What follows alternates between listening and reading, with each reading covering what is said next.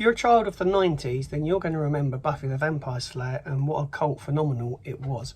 Now, initially it started life off as a movie, and I've covered that movie in a previous video, so do check it out. I'll leave a link somewhere up, down below, comments box below, for you to check out. So what initially happened, Joss Whedon wanted to make a serious vampire film, and Buffy the Vampire movie, it kind of went a bit skew-if and it became a comedy drama genre, which didn't really please Joss Whedon. So he was given the chance in 1997 to make his version, as he saw it, of Buffy the Vampire Slayer. This show premiered on March the 10th in 1997 as a mid-season replacement on the Warner Brothers network. Sarah Michelle Gellar originally auditioned for the role of Cordelia Chase, but she was cast as Buffy Summers instead. Now, incidentally, Charisma Carpenter, who eventually played Cordelia, had initially auditioned for the role of Buffy. So I think it was very much a case of they saw these two actresses and realised that they wanted them, but they would be suited for the opposite roles.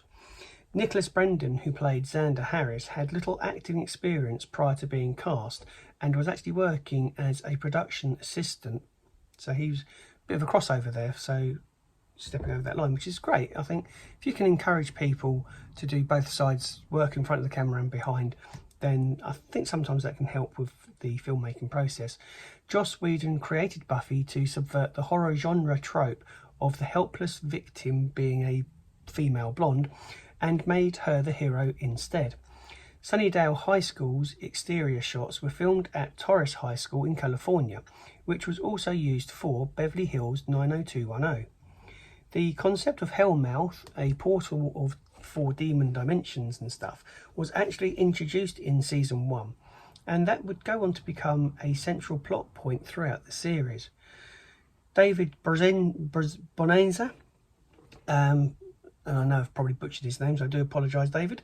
But he made his debut as Angel in the pilot episode, and his character quickly became a fan favourite and would go on to spawn a spin-off series for himself.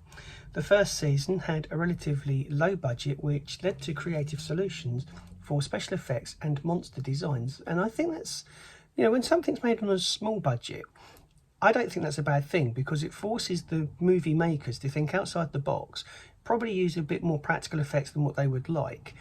I mean, I'm going to go back to Godzilla Minus One, which was made on a budget of less than $15 million, and yet compare it to some of the stuff that Marvel's been knocking out, and you'd have to question which one of those films was made for 15 million. But anyway, I digress. Season 1 followed a Monster of the Week format, with each episode featuring a different supernatural threat, and I think that's why it worked for 12 episodes. A lot of series will focus on character. In fact, I think Buffy probably did go on to focus on a character of the week, as it were. But to start off with a Monster of the Week is good, because that can draw, and it did, it drew in the audience. Eric Balfler appeared as Jess McNally in the first 2 episodes, setting the tone for the show's high stakes. The primary antagonist of season 1 was the ancient vampire known as the Master, played by Mark Metcalf. The show won Saturn Award for Best Genre Television Series in its first season, and I think it went on to win quite a few other awards in later seasons.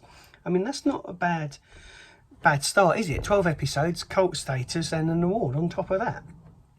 Despite its modest beginnings, Season 1 received positive reviews for its witty dialogue, strong characters and unique premise, and it kind of highlights what good writing can achieve.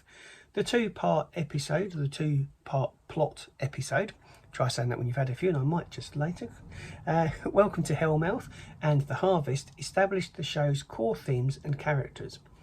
The season final, Prophecy Girl, was the first episode written and directed by Joss Whedon and set the standard for future season finales. So he really did get his teeth into Buffy the Vampire, literally, pun intended. Buffy's weapon of choice was a crossbow, and this became an iconic weapon and was frequently used throughout the series.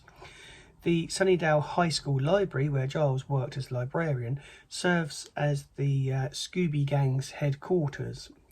And despite its initial low ratings, the show quickly developed a dedicated cult following, ensuring its continuation for another 6 seasons. So there you go. That's my roundup of Buffy the Vampire Slayer Season 1. If you've enjoyed this video, then please don't forget to smash that like button. And if you're still here listening to me ramble on, have you subscribed yet? If not, please do. That really helps the channel grow.